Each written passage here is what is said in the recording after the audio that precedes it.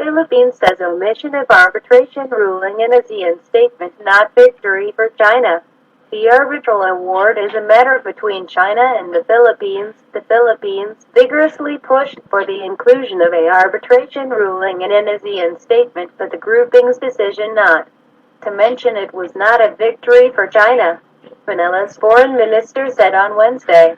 The issuance of a joint communique by the Association of Southeast Asian Nations, however, was a victory for the grouping, which the Philippines had never asked for support on its arbitration case. Foreign Secretary Perfecto Yasay said, "I am just saying this to dispel the reports that have been said that China came out victorious in the ASEAN meeting because we precisely agreed to not mentioning the arbitral award," Yasay told a news conference.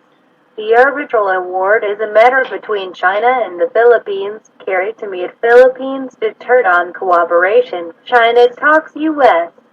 Secretary of State John Kerry meets Philippines President Rodrigo Duterte in Manila on Wednesday to discuss his new government's priorities as well as possible dialogue with China on resolving tensions over the South China Sea. Kerry is the highest-ranking U.S. official to visit the Philippines since Duterte's election victory in May and follows a meeting of foreign ministers from Southeast Asian nations in Laos this week. "We are going to hear about Duterte's priorities. We are going to get to know him," a U.S. official said ahead of the meeting. "We are going to discuss how we can work together and where we want to focus." Duterte will host Kerry at the presidential palace for a working lunch, a gesture the U.S. official called unprecedented and a signal of the importance the new president places on the relationship and the alliance with the United States. Kerry said on Tuesday he supported the resumption of talks between China and the Philippines over the South China Sea following an international court ruling against Beijing over the dispute earlier this month.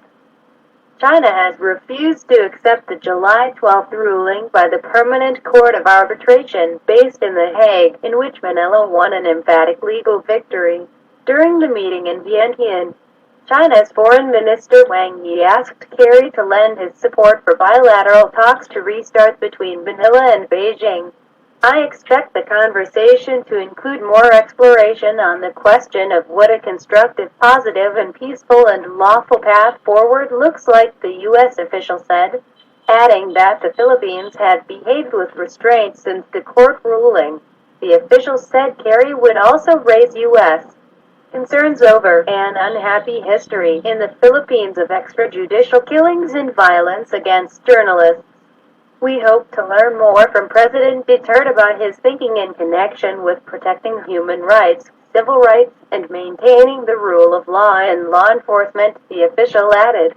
Duterte's incendiary rhetoric and advocacy of extrajudicial killings to stamp out crime has prompted alarm among the international community, including in the United States. Increased military cooperation between the two countries could also come up during the meeting, the official said.